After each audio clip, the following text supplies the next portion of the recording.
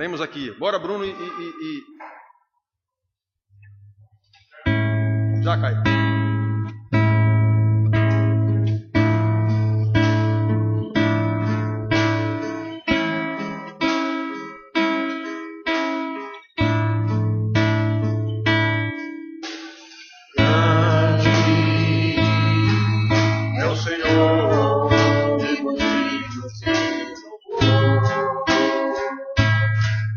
A cidade do nosso Deus, a alegria de toda a terra.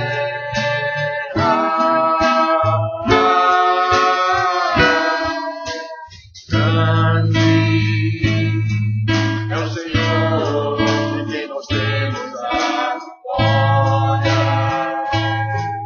e que nos ajuda.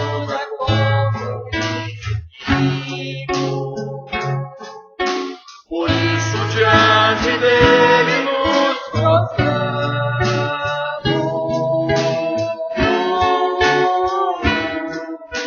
queremos o teu nome grande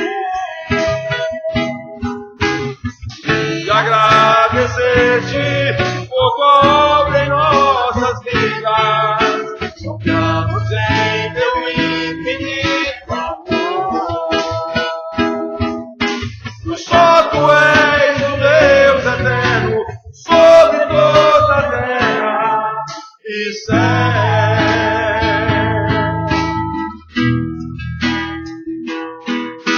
Queremos o teu nome engrandecer e agradecer-te por tua obra em nossas vidas. Confiamos em teu infinito amor. Mas só tu és o Deus eterno sobre toda a terra e céu.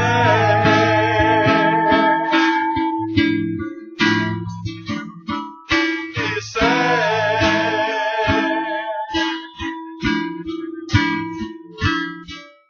E céu.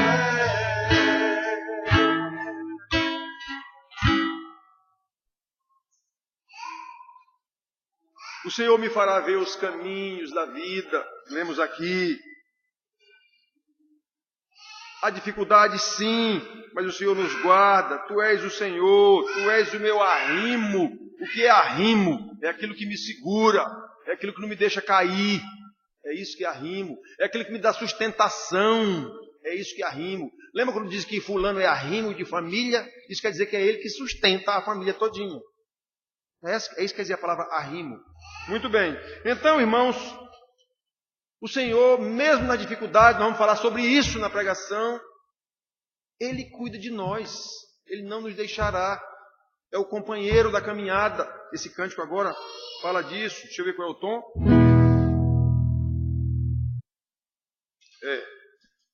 Tá aí já? Divino companheiro do caminho, tua presença sempre logo ao transitar, indo dissipar de toda a sombra, já tenho luz, a luz bendita do teu amor. Fica, Senhor, já sei mais tarde. Tem meu coração para pousar. Paz em mim morada permanente. Fica, Senhor, meu Salvador.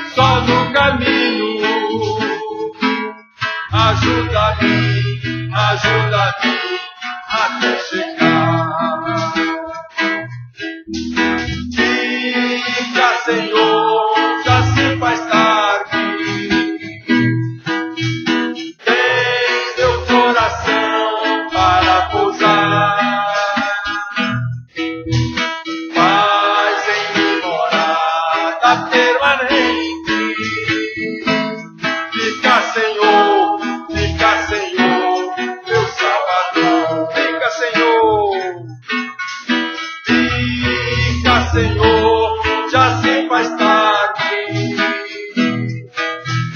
Tens meu coração para pousar. Faz em mim morada permanente. Fica, Senhor, meu Salvador.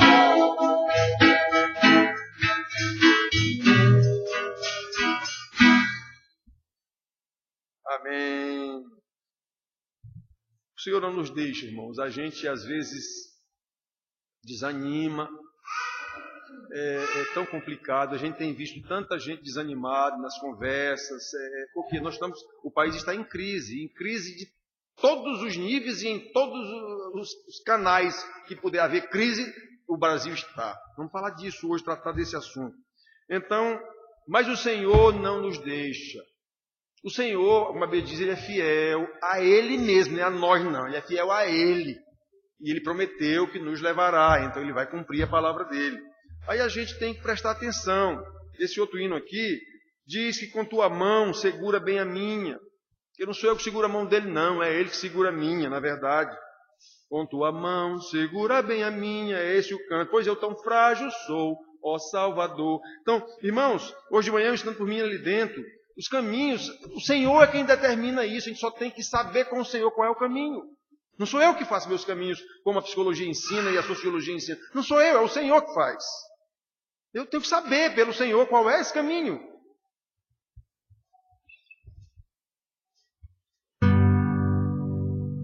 Com tua mão segura bem a minha, pois eu tão frágil sou, ó Salvador.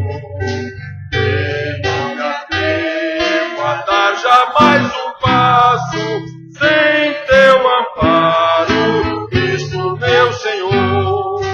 Com tua mão segura bem a minha, e meu caminho alegre sei que tem. Depois as sombras caem mais escuras, teu rosto vendo, nada temerei. E no momento de transpor o rio, que tu por mim vieste atravessar, com tua mão segura bem a minha, e sobre a morte eu hei de triunfar. Quando voltares lá do céu descendo, segura bem a minha mão, Senhor. Diga, Jesus, conduze-me contigo, para onde eu posse teu eterno amor.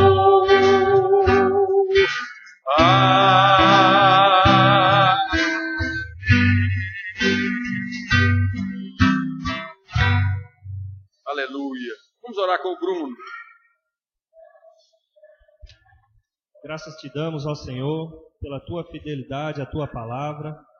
Graças te damos, pois de graça o seu Filho Jesus morreu por nós, o justo pelos injustos, nos tornando, ó Senhor, justificados através da sua morte. Ó Senhor, graças te damos pelo Espírito Santo, quem nos conduz ao caminho da verdade, a sua palavra. Ele quem nos faz lembrar, ó Senhor, de ti, de tudo que o Senhor fez pelo seu povo, da sua fidelidade e dos seus atributos. Entregamos, ó Deus, a pregação desta noite, preparada pelo teu servo, para que venha falar aos nossos corações, nos orientar, nos instruir e, acima de tudo, Senhor, mostrar o nosso erro para que possamos melhorar para fazer a tua vontade, melhorar para sermos santificados. Para a glória do teu nome. Amém. Amém. Bom, irmãos, vamos abrir nossas Bíblias. A primeira carta de Pedro. Primeira carta de Pedro, capítulo 1. Nós vamos ler os versículos de 3 a 7 apenas. E com base nessa parte do ensinamento de Pedro aqui, nós queremos falar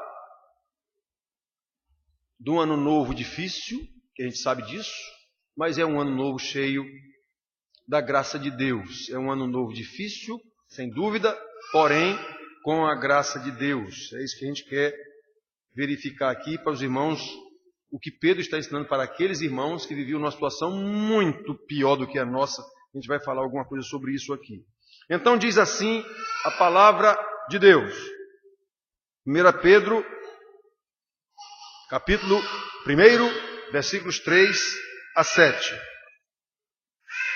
Bendito o Deus e Pai de nosso Senhor Jesus Cristo, que, segundo a sua muita misericórdia, nos regenerou para uma viva esperança mediante a ressurreição de Jesus Cristo dentre os mortos, para uma herança incorruptível, sem mácula, imarcessível, reservada nos céus para vós outros, que sois guardados pelo poder de Deus mediante a fé, para a salvação preparada para revelar-se no último tempo. Nisso exultais, embora no presente, por breve tempo, se necessário, sejais contristados por várias provações, para que o valor da vossa fé, uma vez confirmado, muito mais precioso do que o ouro perecível, mesmo apurado por fogo, redunde em louvor, glória e honra na revelação de Jesus Cristo. Então, irmãos, como eu disse para vocês, ainda há pouco a gente falou sobre isso. No domingo passado nós falamos sobre a igreja como instrumento do reino de Deus. E mostramos a triste situação em que a igreja está quando ela se arvorou em seu próprio reino. Daí para virar de reino de Deus para reino dos homens foi um pulo. As igrejas são o reino dos homens, proprietários de igreja, empresas grandes. Então essa falta de visão leva a todo o resto. Hoje é o primeiro culto de ano novo na nossa igreja. Como a nossa igreja é pequenina e muitos irmãos se juntam às suas famílias em outras igrejas grandes, que participam dessas outras igrejas grandes, ou até moram em outras cidades, nós não temos aqui o tal culto da virada de ano. Aliás, a esse respeito, eu tenho total convicção de que quase a totalidade dos irmãos que vão para os tais cultos da virada vão por pura superstição. Quase 100% dos ditos irmãos vão para esses cultos de virada por pura superstição. Do mesmo jeitinho daqueles que vão lá para a beira da praia pular 5 ondinhas, sei lá quantas. Do mesmo jeitinho daqueles que botam uma nota de dólar na carteira, ou semente de romã, não sei o quê, ou mastigam 3 lentilhas, a mesma coisinha. Não tem nenhuma diferença. Que coisa triste, irmãos. Diante das dificuldades naturais da vida, as pessoas se pegam a qualquer coisa que prometa vitória, que prometa solução para os seus problemas, e as igrejas, sabendo disso, é só o que elas oferecem. Vitória, vitória, solução para os seus problemas. Vitória, vitória, solução para os seus problemas. Qualquer igreja, com raríssimas exceções. Assim, nessa virada de ano, do mesmo jeito que eu vi os sacerdotes umbandistas e os fiéis também lá, falando sobre o culto que eles estavam preparando, vocês sabem que todo ano tem lá na praia. Do mesmo jeito que eu vi eles preparando o culto lá para Iemanjá, e nas entrevistas o camarada perguntando, eles diziam, nós temos que fazer nossas oferendas para a nossa deusa, nós temos que fazer oferendas para a nossa rainha, e ela nos dará vitória. Eu digo, meu Deus do céu, até o linguajar está igualzinho dos crentes. Crente entre aspas, claro, né? Mesma coisa. Oferecendo vitória. Nós temos que oferecer esse culto, essas dádivas, essas oferendas, flores, para a nossa mãe, a nossa rainha, a nossa deusa. Houve gente que falou isso. É a nossa deusa, ela vai nos dar vitória. Pois eu vi esse tipo de entrevista, do mesmo jeito que vi na televisão, um pastor daqui da cidade, convocando, venham todos para o culto da virada, venham todos, se Deus nos dará vitória. Isso, a mesma coisinha. A mesma coisinha. Os que vão lá para o culto da Umbanda são iguaizinhos os que vão para o culto da vitória da virada de ano. Não tem nenhuma diferença. Aliás, muitos que estão lá na Umbanda estão aqui também no culto. Vão para o mesmo culto. Então, irmãos, e nós vimos pela televisão que houve multidões em todos os dois eventos. Aliás, são dois eventos que fazem parte do calendário turístico de João Pessoa. Então prestem atenção no absurdo.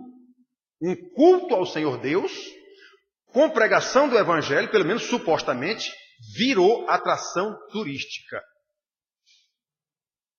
Tem que rasgar a Bíblia. Porque a Bíblia diz que o Evangelho é loucura para o mundo, é afronta para o mundo, mas na realidade aqui na nossa cidade é atração turística. O que está errado? É a Bíblia? E ninguém percebe isso.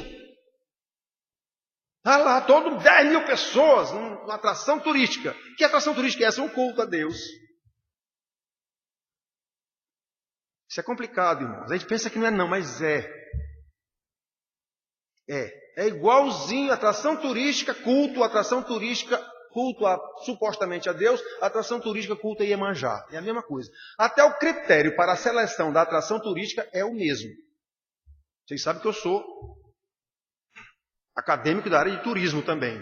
Eu sei como é que se qualifica um produto turístico. A mesma coisa.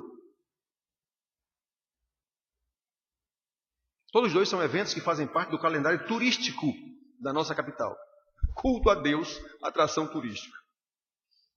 Então vejam, irmãos.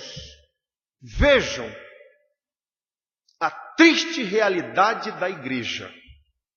Totalmente alheia aos ensinamentos da palavra.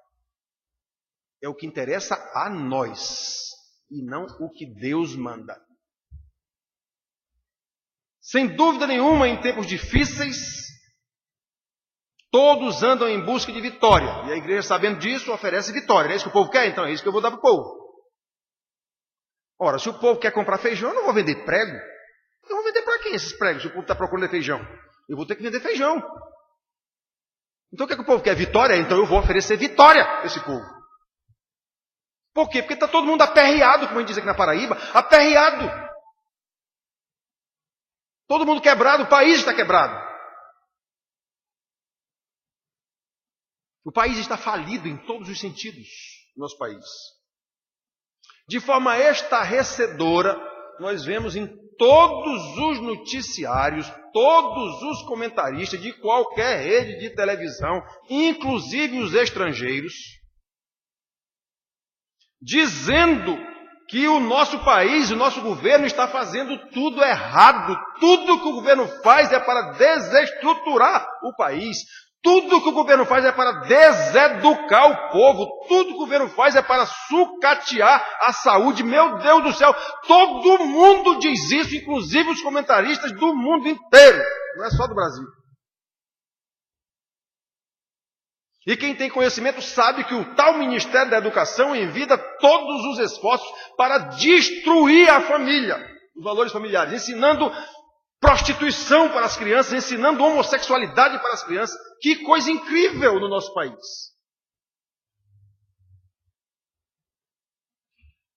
Porém, a despeito de todas essas agruras, desmantelos, pela graça de Deus, atravessamos o ano de 2015. Chegamos ao ano novo. E não podemos perder a esperança de que atravessaremos mais esse ano dificílimo, mais do que o anterior. E atravessaremos pela graça de Deus. Eu já disse para vocês, esse ano nós temos agora o processo de impeachment da presidente. E todos os ralos do poder e torneiras do poder estarão abertos para comprar de forma corrupta os votos dos parlamentares que vão votar. Então haverá um derrame de dinheiro fantástico. Dinheiro que o país não tem. Depois nós temos as Olimpíadas. Outro derrame de dinheiro fantástico. O país com o povo morrendo nos hospitais sem dinheiro, mas para a Olimpíada tem. Por quê? Porque a corrupção é mais fácil e é maior. Aí os escândalos mostrando FIFA, CBF, não sei quem, Platini, Michel, todo mundo envolvido em esporte todo. É fácil de roubar dinheiro nesses processos aí. Fácil. Então nós temos uma Olimpíada num país quebrado. Aí quando chegar da metade do ano em diante, setembro, outubro, nós temos eleições. Aí é que o derrame de dinheiro vai ser total para a eleição dos políticos aliados ao governo. Meu Deus do céu, coitado de nós nesse ano de 2016. Mas não podemos perder as esperanças. O Senhor está conosco. Nós vamos atravessar isso pela graça de Deus. Saibam que esses irmãos aqui, a quem Pedro escreveu, viviam numa situação muito pior do que a nossa. Eles eram cristãos, perseguidos pelo Império Romano, perseguidos pelos judeus. Não tinham emprego, não tinham casa, muitos deles. Praticamente não tinham como viver. E eram queimados ainda por Nero nos postes lá para incendiar, para iluminar a cidade. Os archotes da cidade era cristão incendiado num poste lá. Era essa situação do pessoal lá. E mais, o Império Romano era muito mais corrupto do que o império da mentira e da corrupção instalado no nosso governo no Brasil. Esse nosso governo aqui é santo, comparado ao Império Romano na época. A sociedade daquela época era muito mais pervertida, muito mais imoral do que a nossa hoje. E repito, os irmãos ainda viviam perseguidos pelo império, pela sociedade, pelos judeus, por todo mundo. Então a situação deles era muito pior do que a nossa. E com toda essa situação desfavorável, Pedro está lhes falando de vitória.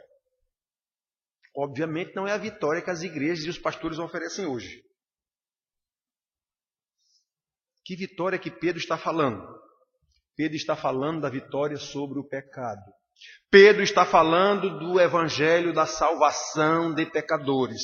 Pedro está falando da santificação daqueles que são convertidos e salvos. Pedro está falando da glorificação preparada para o último dia, o dia que o Senhor Jesus virá buscar a sua igreja. É essa vitória que a Bíblia trata.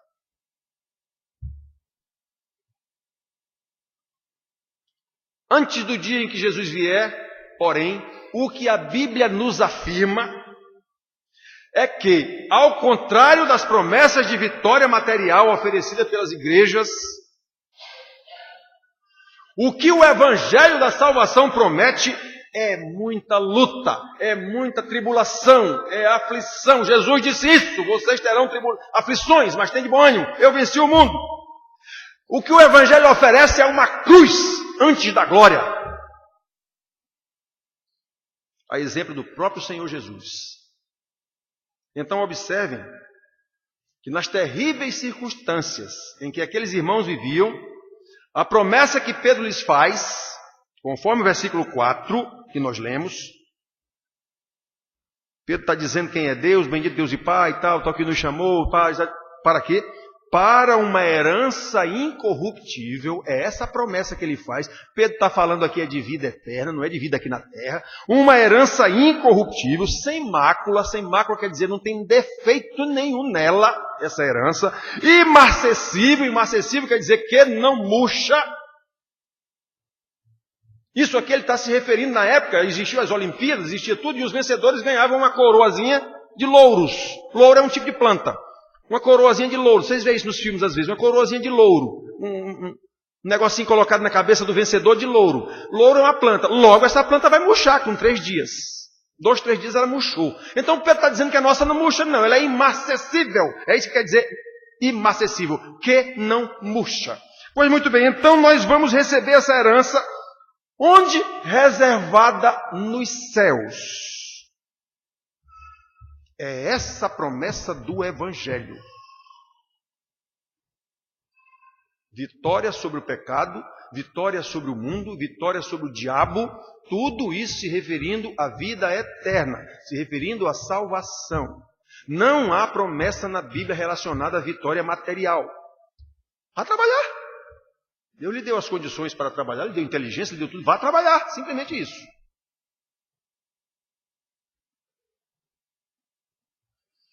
E observe, irmãos, que a vitória que faz parte da promessa, ele está fazendo uma promessa aos irmãos aqui, que vos será dada essa vitória, e essa vitória que faz parte da promessa,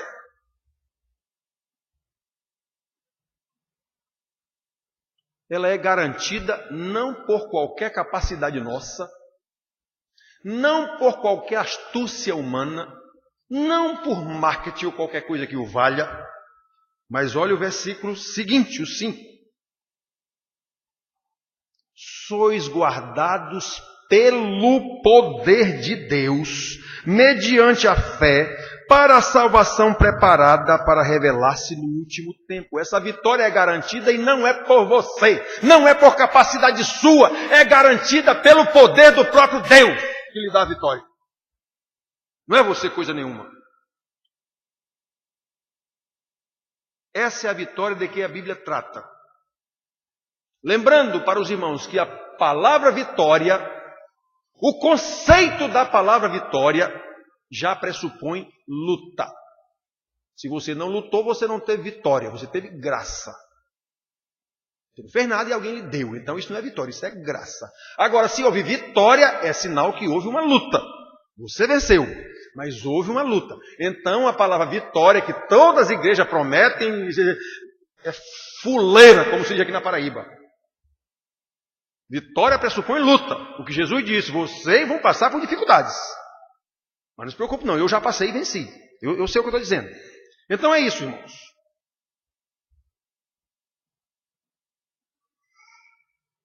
Porém, como Pedro presenciou que essa vitória já foi consumada pelo Senhor Jesus na cruz do Calvário, está consumado, Pedro viu, presenciou, participou de todo esse processo de luta.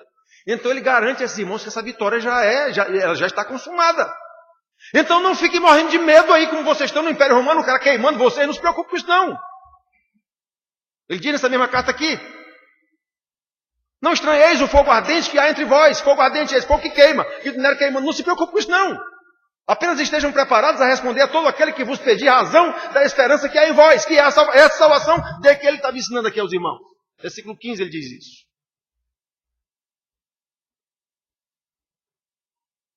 A vitória é garantida a nós. Por isso Pedro exorta aqueles irmãos e a nós, encoraja esses irmãos, dizendo: a nossa luta é temporária nesta vida. E ela deve ser enfrentada com coragem, dê no que der. E seja o que aconteça que vocês, isso deve ser encarado, essa luta, inclusive com exultação. Vocês sabem o que é exultação? Com alegria. Aí ele diz no versículo seguinte, no 6, nisto exultais. Não se preocupe com isso não. Estejam alegres, porque a vitória já está garantida.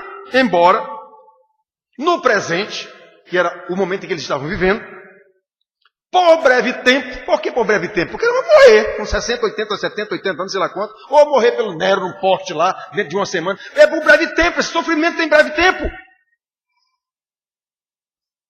Se necessário, sereis contristados por várias provações. É isso que o Evangelho promete. Não há promessa diferente disso na Bíblia. As promessas de coisas materiais que tem na Bíblia é em circunstâncias específicas, em tempos específicos, em um território específico, para um povo específico. Não tem nada a ver com a gente.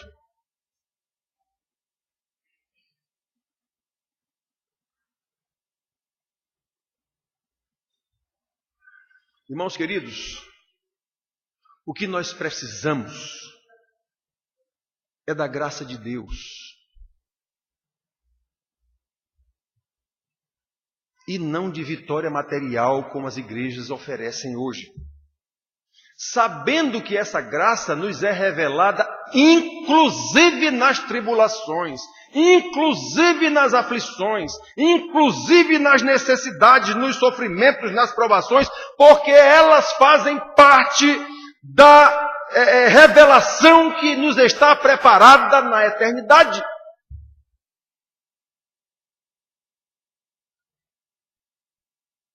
Elas fazem parte da glória futura.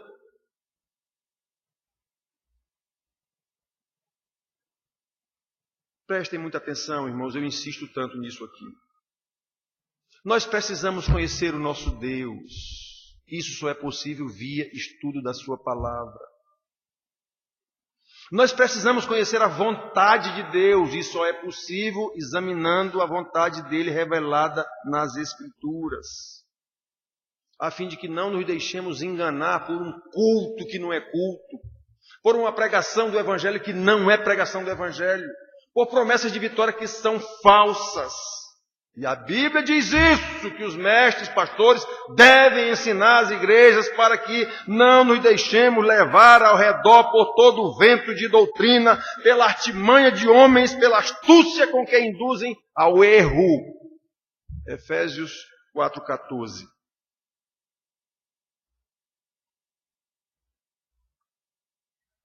As tais promessas de vitória material oferecida pelas igrejas empresa e por seus pastores executivos ou donos de igreja são falsas.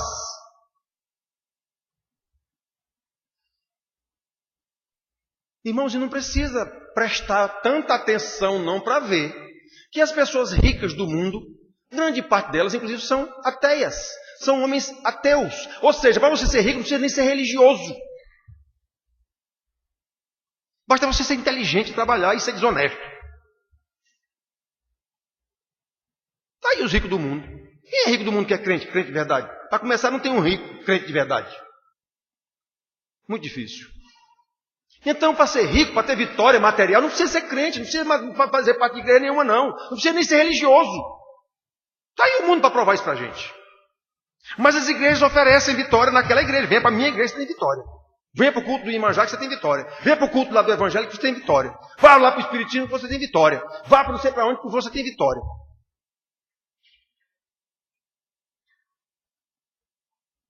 Temos que oferecer mimos para a nossa deusa. Ela gosta de flores, ela gosta de perfumes. E ela nos dará vitória. Venham para o culto a Deus aqui que Deus vai lhe dar vitória. Entre na igreja tal, que Deus vai lhe dar vitória. Isso é tudo falso.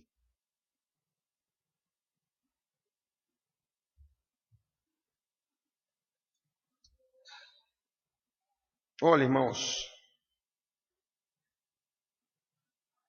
é claro que não é condenável ninguém ser rico. Não é, a Bíblia não condena isso. Ela condena o amor às riquezas. Mas acontece que a riqueza aqui na terra material não deve ser a meta, o alvo de um crente. O próprio Senhor Jesus ensinou isso. Não andem atrás de riquezas aqui na terra. Buscai o reino de Deus. Não se pode servir a dois senhores, ou você serve a Deus ou às riquezas.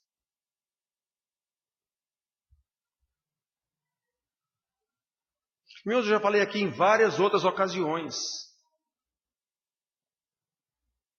E todo mundo que está aqui sabe disso. Muitos irmãos jogam em loteria.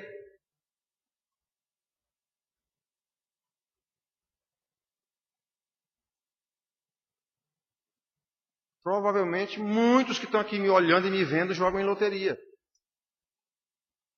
Isso é pecado. Deus ensinou a forma da gente obter as coisas, trabalhando, de acordo com a orientação dele. E não aventurando em sorte. No seu... Isso não é ordenança de Deus, isso é pecado.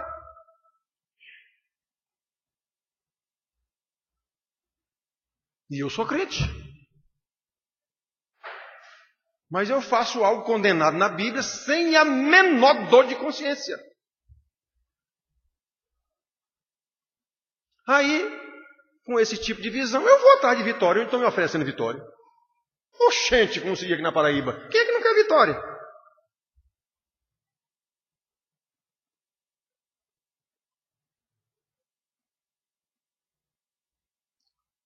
Olha, irmãos, Jesus ensina claramente, não se pode servir os dois senhores, ou Deus ou o dinheiro, ou as riquezas. Tiago 4,4 ele diz que aquele que busca amizade com o mundo, com as coisas do mundo, é inimigo de Deus. Está escrito isso. Serve ou não serve para nós? Está escrito isso. Quem quer amizade com o mundo, com as coisas do mundo, é inimigo de Deus. João 1,15 diz que aquele que ama o mundo e as coisas do mundo não tem Deus. Serve ou não serve a palavra de Deus? Esses versículos servem ou não servem? Percebe, irmãos, como é uma grande mentira a oferta de vitória material das igrejas ditas evangélicas, ou umbanda, ou o que o valha. Está tudo no mesmo nível. Estão vendo como é mentira a promessa de vida boa aqui na terra que as igrejas ofertam? Todas, com raríssimas exceções. Se é que há alguma exceção. Na televisão é difícil de achar. O que vemos no Evangelho da salvação do Senhor Jesus é o contrário.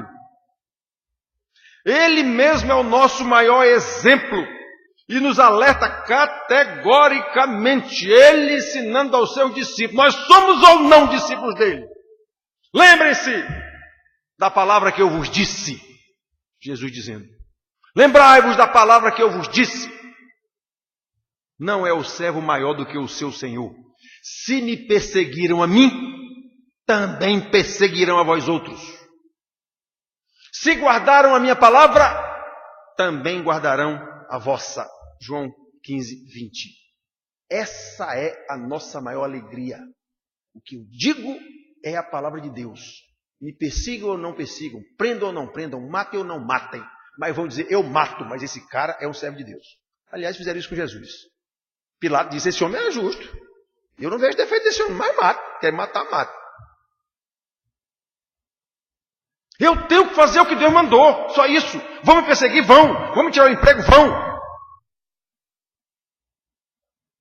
Meu marido quer me deixar por causa disso? Que deixe.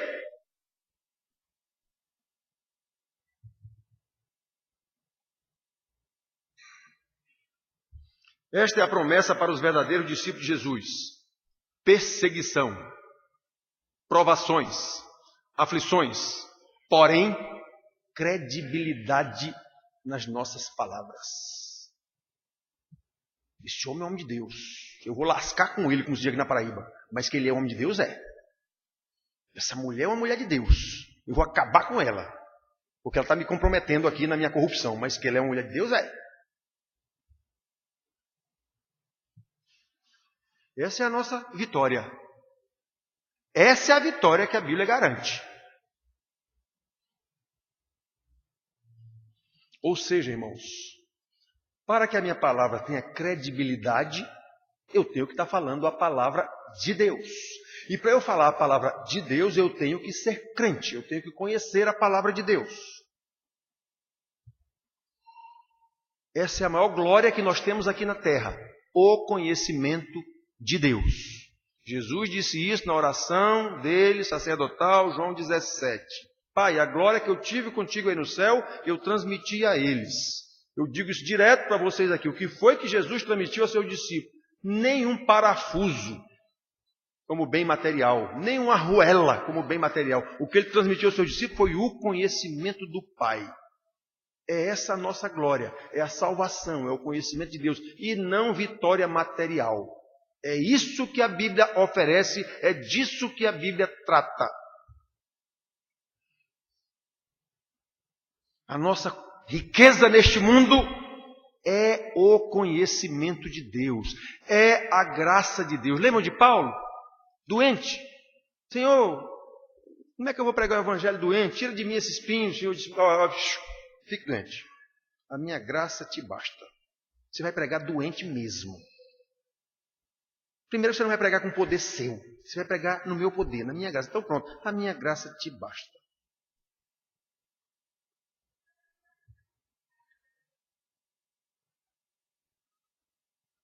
A nossa riqueza neste mundo é o conhecimento de Deus, é a graça de Deus.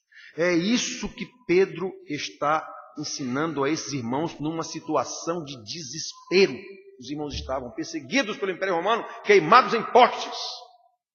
Mas Pedro está ensinando e encorajando aqueles irmãos, e a nós também, porque a palavra de Deus é eterna, da mesma forma que o apóstolo Paulo ensina também nas suas cartas. Por exemplo, aos Romanos ele diz: olha, irmãos, os sofrimentos do tempo presente não se podem comparar à glória futura.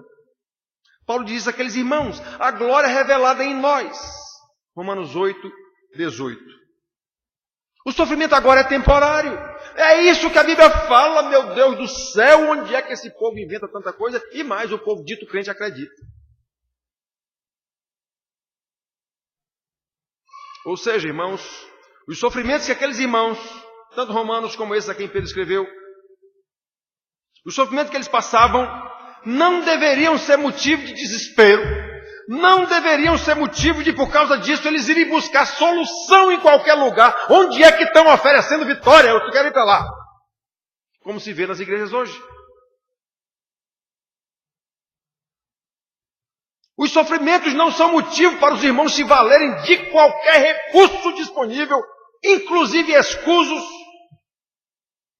loteria ou o que o valha, desonestidade ou o que o valha, sonegação de impostos ou o que o valha, num país que nós somos obrigados pelo governo a agir assim. Porque o governo é o primeiro a dar o exemplo de falcatrua, de corrupção, de roubalheira, de mentira, de tudo. Pois é. É assim que as igrejas estão agindo, que nem o governo. Mentindo para o povo e vendendo essa mentira como verdade. E o povo desesperado vai atrás.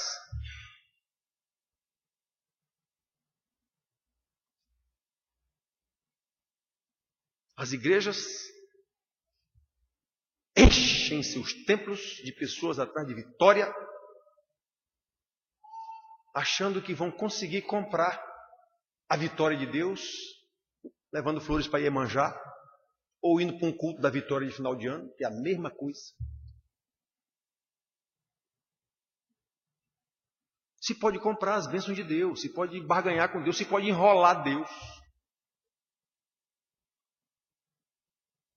Não, irmãos.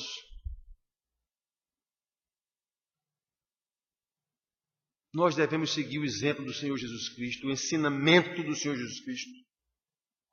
O exemplo dos apóstolos, o ensinamento dos apóstolos. E nos espelhar na dura realidade vivida pela igreja que começou perseguida, depois que virou governo, virou a corrupção. Não virou uma corrupção, não. Virou a corrupção. Igreja Apostólica Romana. E é de lá que nós viemos. Ao longo da história você comprova isso. Quem conhece a história da igreja fica estarrecido. E mais admirado ainda com a graça e o poder de Deus. Meu Deus, como é que o Senhor conseguiu trazer essa igreja até hoje? Com tanta corrupção, com tanta prostituição, com tanta roubalheira dentro da igreja. E o Senhor conduz a sua igreja século 21. Nós estamos. Só que olha como está a igreja. Mas Deus tem seus eleitos. Como ele diz, em qualquer lugar ele tem o seu remanescente. Chamando a atenção, olha irmãos, olha a palavra, olha a palavra, olha a palavra, olha a palavra. Vocês sabem quantos pastores desses vão ter audiência? Nenhum. Está aqui a prova. Tem audiência quem oferece vitória.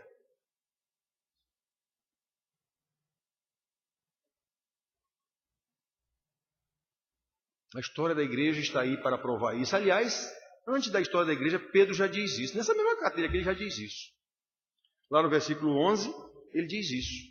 Que os profetas, esses que escreveram a história sobre o Messias, eles indagaram, eles pesquisaram e escreveram para nós sobre os sofrimentos que o Messias ia passar. Ele estava falando de Isaías, capítulo 20, 52, 53, 54. Ele estava falando dos sofrimentos que Jesus ia passar, mas após esse sofrimento viria a glória. Pois é, Pedro estava ensinando aos irmãos, olha, vocês estão vivendo agora nesse sofrimento todo, mas vem a glória depois.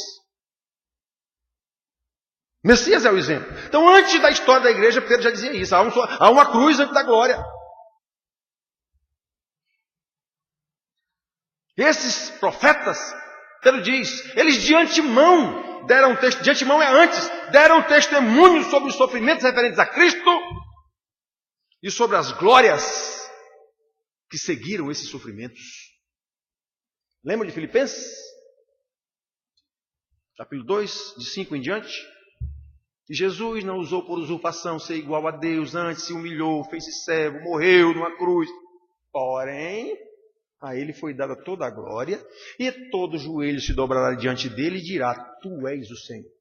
Tanto quem vai para o inferno como quem vai para o céu. Jesus é o nosso modelo, meus irmãos. Ou não? Assim como foi o modelo para os seus apóstolos. Como eles, estamos passando por grandes dificuldades em nosso país. E temos convicção, de acordo com qualquer analista econômico do mundo inteiro, de que o ano de 2016 será pior.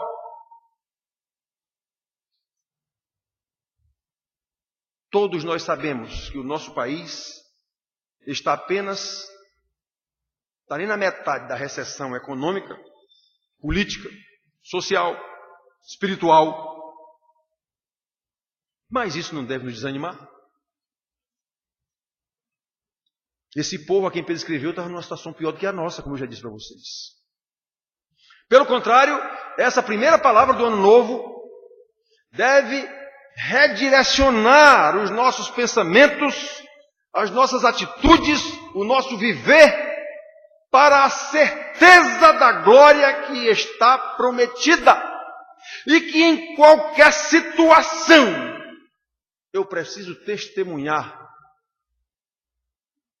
dessa vitória, que é a minha salvação, que é a graça de Deus em minha vida. Essa é a vitória que a igreja tem que testemunhar. E como Pedro diz, fazer isso exultante, ainda que no momento contristados por algum tipo de tribulação, tal. Devemos estar, né? Como é que ele diz aqui? Nisso exultais. Exultais vocês fiquem alegres com isso. Embora no presente momento, por breve tempo, se necessário, sejais contristados por muitas provações. Irmãos, a gente não tem 1/10 das provações que esse povo tinha na época. E Pedro está ensinando para pessoas: vocês têm vitória.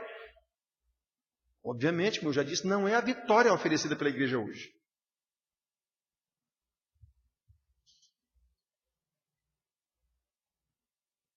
É exatamente nas dificuldades, quem lê a Bíblia e quem tem alguém para mostrar, é exatamente nas dificuldades que somos exortados a seguir firmes, inabaláveis e sempre abundantes na obra do Senhor, sabendo que no Senhor o vosso trabalho não é vão.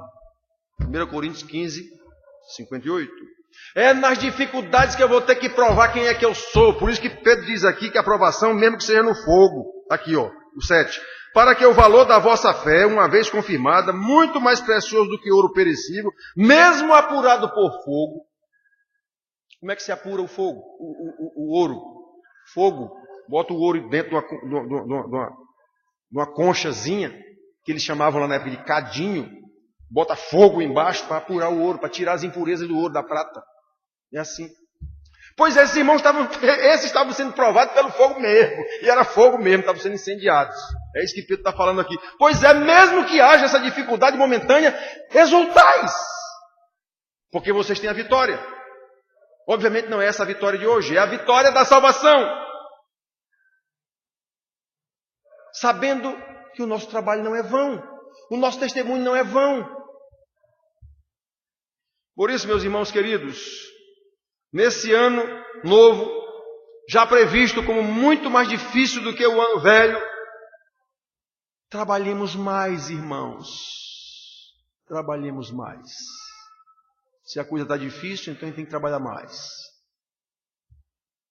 Economizemos mais, irmãos. Se as coisas estão ficando mais caras e o salário não aumenta, economizemos mais. Vamos gastar com parcimônia, com sabedoria, com equilíbrio os bens que Deus nos deu. Ao invés de pegar o nosso pouco dinheirinho e ainda gastar em qualquer coisa que não seja o trabalho, jogo, ou seja lá o que for, corrupção, ou seja lá o que for.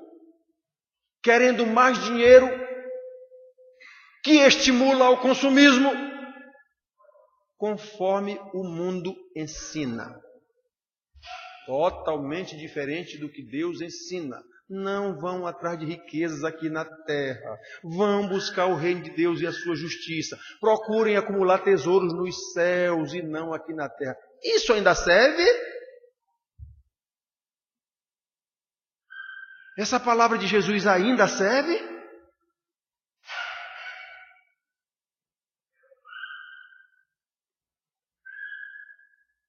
Lembrem, esse mundo que nos ensina a ser consumista, a querer dinheiro, a querer ficar rico, as igrejas que ensinam isso, não tem Deus. Nós vimos aqui, João diz, aqueles que querem as coisas do mundo, não tem Deus. Eu li para vocês aqui, não tem Deus.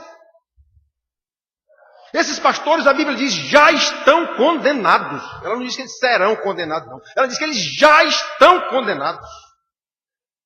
Irmãos, a gente tem que prestar atenção, irmãos. Quem é que está falando a verdade? É a Bíblia que está certa ou é o mundo? Ainda serve isso?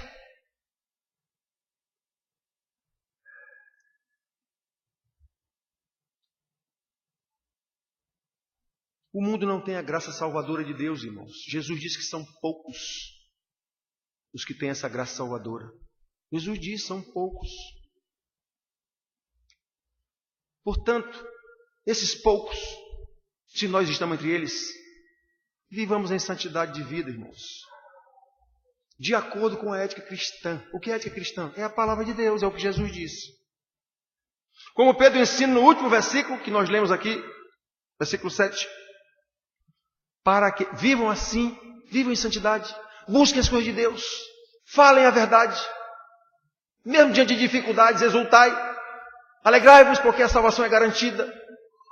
Aí ele termina esse versículo que eu li, para que o valor da vossa fé, uma vez aprovada, uma vez confirmada, muito mais precioso do que o ouro perecível, mesmo apurado com fogo, redunde em louvor. Essa vida, de acordo com o que Deus mandou, mesmo em dificuldade, mesmo em provações, mesmo o que for, redundará em louvor, glória e honra na revelação do Senhor Jesus. É disso que a Bíblia trata. Não é de vitória material, não é de riqueza. Não é. Vá trabalhar. Se você quer ser isso, abandone Bíblia, abandone tudo e se meta no trabalho com inteligência que você vai conseguir ser rico, independente de você ser religioso ou não. Como Pedro ensina neste último versículo que nós lemos, irmãos, é assim que provamos o valor da nossa fé. Fé que, uma vez confirmada, redundará em louvor, glória e honra para o Senhor Jesus Cristo. Versículo 7. Foi para isso que nós fomos criados. Foi para isso que nós fomos recriados na ressurreição da salvação em Jesus Cristo, para testemunhar o evangelho verdadeiro da glória do nosso Senhor Jesus Cristo. Enquanto Deus, pela sua graça, acrescenta a cada dia os que vão sendo salvos durante este ano que se inicia. E Ele faz essas coisas, eu preguei no domingo passado, pela instrumentalidade da igreja. A igreja é simplesmente agente do reino, ela não é o reino. Ela é só instrumento, ela é só mensageira do reino. Quem salva é Deus, é Ele quem agrega a igreja. E Ele faz todas essas coisas para o louvor da sua glória. Amém.